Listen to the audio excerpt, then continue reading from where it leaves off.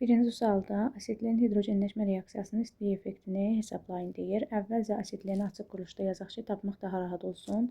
Asidlində deməli 2 ədəd karbon var və 2 ədəd də hidrogen var. Bunları hərəsini bir karbona birləşdiririk. Və baxırıq ki, karbon 4 valentli olmalıdır, amma karbonlardan 2 xətt çıxıb.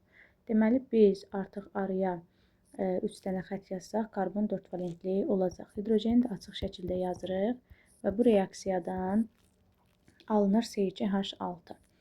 Yəni karbonları yazdıq. Hər karbona 3 ədəd hidrogen birləşir və baxırıq ki, həqiqətən də karbon 4 valentli oldu.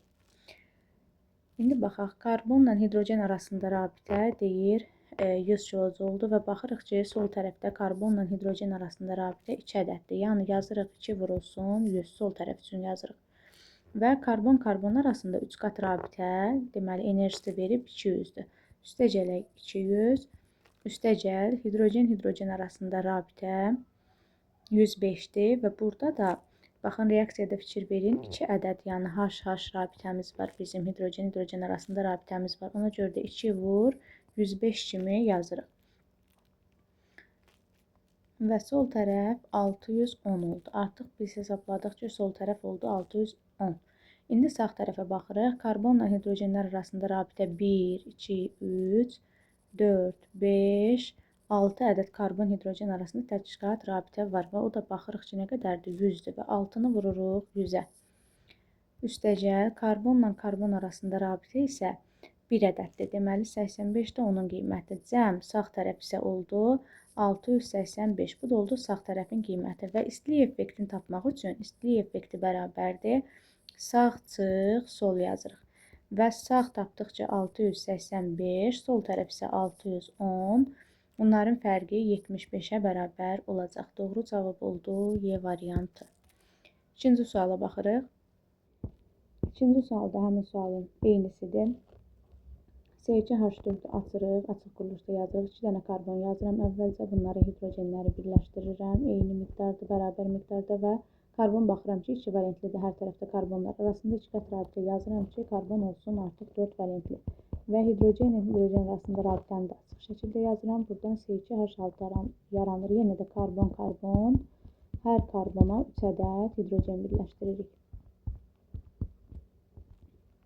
Və baxırıq, əvvəlcə sol tərəfə baxırıq. Sol tərəfdə karbonla hidrogen arasında rabitə baxaq 1, 2, 3, 4 ədəddir. Karbon-hidrogen rabitəsi də 100-dür. Şərtdə bizə verilib 100 yazıram. 4 vurulsun 100, üstəgəl. Bu sol tərəf üçün yazırıq. Karbon-karbon arasında 2 qat rabitə 1 ədəddir. Onun da qiyməti verilib 150. Və hidrogen-hidrogen arasında rabitə 105-dir və 1 ədəddir. Yəni 1 vur 105. Bu cəm edəcək, deməli cəm olur 655. İndi sağ tərəfə baxaq. Solu yazdıq. İndi sağ tərəfə baxırıq. Sağ tərəfdə karbon-hidrogen rabitələri 1, 2, 3, 4, 5, 6 ədəd. Karbon-hidrogen rabitəsi dedik 100-dür. 100-ü vururuq 6-ya, sayına. Üstəgəl karbon-karbon arasında rabitə 1 ədəddir və onun da qiyməti 85-dir. Sağ tərəfdə oldu 685. Və istilik effektini də tapmaq üçün yazırıq. İstilik effekti bərabərdir. Sağ, çıx, sol. O da bərabər olacaq 685 sağdakı miqdar. Çıxılsın 655 və bu da bərabər olacaq deməli 30-a. Doğru cavab oldu D variantı. Üçüncü sualda 5,1 qram X2 Y3 əmələ gəldikdə 34 kilojol istilik ayrılarsa X-in nisbi atom kütləsini müəyyən edin. Əvvəlcə reaksiyamızı yazırıq. 2 ədəd X-lə 3 ədəd Y reaksiyaya daxil olur və buradan X2, Y3 alınıb. Baxın, 2 dənə X, 3 ədəd də Y alındı. Və bizə nə deyir? Əmələ gəlmə istiliyi X2, Y3-ün əmələ gəlmə istiliyi deyir 680-dir və əmələ gəlmə istiliyi nədir? Çünki əmələ gəlmə bərabərdir. Əmələ gəlmə istiliyini hesablamaq üçün əvvəlcə əmələ gələn maddə bəsit maddələrdən alınmalıdır. Baxırıq ki, həqiqətən də burada sol tərəfdəki maddələr bəsit maddələrdir və əmələ gəlmə istiliyini hesablamaq üçün yazırıq istilik effekti bölünsün. Əmələ gələn maddəni, yəni X2, Y3-ün əmsalı. Əmsalı da nə qədərdir? 1-dir. Bölürük 1-ə. əmələ gələn maddənin əmsalını və verilib əmələ gəlmə istiliyi 680-dir. Şərtə görə bərabərdir. İstilik effekti bölünsün nə? 1. Biz buradan istilik effektini hesablayırıq. İstilik effekti bərabər olur 680. Gətirib deməli reaksiyamızı birləşdiririk. Bu oldu 680 istilik effektinin qiyməti. Və bizə deyir 5,1 qram X2Y reaksiyaya daxil olanda 34 kilojul istilik ayrılır. Bəs istilik effektimiz 680 olanda nə qədər X2Y3 reaksiyaya daxil olur? Bunun molyar kütləsini hesablayaq. MR-i buradan hesablayacağıq. MR bərabər olacaq 102 qrama. Və burada bizdən X-in nisbi atom kütləsini soruşur. X2, Y3 birləşməsində deməli, tapdıq ki, molyar kütləsi 102-dir. Molyar kütləsi 102 olanda X2, Y3 birləşməsində 2 ədəd X-imiz var. Bəs molyar kütləsi 17 olan 17-ni hardan tapırıq? Baxın, kütlə nisbəti verilib 9 + 8. Yəni, reaksiya girən maddələr X 9 qram, Y isə 8 qramdır. Yəni, bu ikisinin cəmi 17 eləyəcək. Bəs 17 qram olanda nə qədər olub X? Baxın, 9 qram dedik ki, kütlə nisbəti 9-dur. Deməli, 9 olub. X-i də buradan hesablayıb tapacağıq. X bərabər olacaq 27 qrama. Cavab oldu. X-in ayrı nisbi atom kütləsi 57 qram. 4-cü sualda XS elementinin nisbi atom kütləsini deyir, hesablayın. Yanma istiliyi verilib. Deməli, əvvəlcə XS elementinin yanma tənliyi yazırıq. Buradan XO, bir də SO2 alınacaq. Tənliyimizi əmsallaşdırırıq. Bura 2 düşəcək. Kükürdün qarşısında deməli 2. Oksigen sayımız oldu. 2-dən 4. Burada 2 düşəcək. 6. Bura 3 yazacaq. Və Q yanma verib 200-dür. Yazırıq ki, yanma bərabərdir. İstilik effekti bölünsün yanan maddənin əmsalı. Yanan maddəmiz hansıdır? XS. Əmsalı var. Nə qədərdir? 2 moldur. Düzdürmü? Yanma da bizə verilib 200. Düsturda qoyuruq yerinə 200 bərabərdir. İstilik effekti bölünsün yanan maddə. XS-dir yanan maddə və əmsalı da 2-dir. Buradan istilik effekti bərabər olur 400-ə. Deməli, biz istilik effektini hesabladıq ki, oldu 400. İndi qalan hissəsinə baxaq. Bizə deyir 77,6-dır kütləsi. Yəni 77,6 qram deyir yananda 160 kilojul istilik ayrılıb. Nə deyir? Şərtdə onu yazıram. Bəs 400 kilojul istilik olanda nə qədər maddə yanır?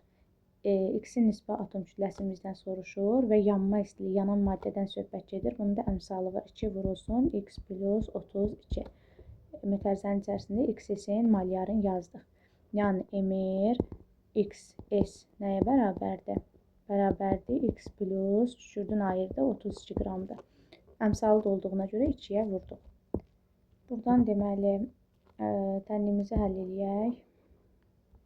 2x plus 64 bərabərdir. 77,6 vur 400 bölünsün 160. İxtisar edirik 4 düşür. Bu eləyir 194 və 2x plus tərəfdən yazaq. 64 bərabərdir 194-ə. X də buradan bərabər olacaq 65 qrama. Doğru cavab oldu 65. Baxırıq, deməli 5-ci suala. Kükürd oksigəndə yanır və 24 qram kükürd yandırıldıqda ayrılan istiliklə 100 dərəcədə olan neçə qram suyu buxarlandırmaq olar? Əvvəlcə kükürdün yanma tənliyi, yəni birinci tənliyimizə baxaq. Deyir 24 qram kükürd yandıqda biz bilmirik nə qədər istilik ayrılır, onu bizdən soruşur. Amma reaksiya tənliyimizə görə ayrılan istilik 288-dir. Düzdürmü? 288 kilojuldur və nə qədər kükürd yanıb? 1 mol kükürd yanıb, yəni 32 qram yanıb. Kükürdün ayırı burada verilib 32-dir. X buradan bərabər olacaq 216 kilojula.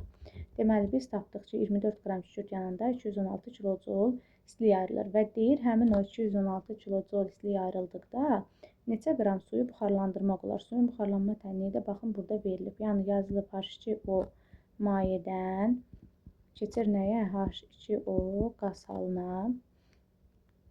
Bu da mənfi 36 kilojoldur. İndi 216 kilojol yananda bilmirik neçə qram su buxarlanıb. Amma tənliyimizə görə istilik effekti nə qədərdir? aşağıdakı ikinci tənlikdə. Baxın, -36. 36 deməli, istilik ayrılanda nə qədər su buxarlanıb? Baxın, kütləsi 18-dir. Suyun kütləsi 18 ml. M də buradan bərabər olacaq 108 qrama.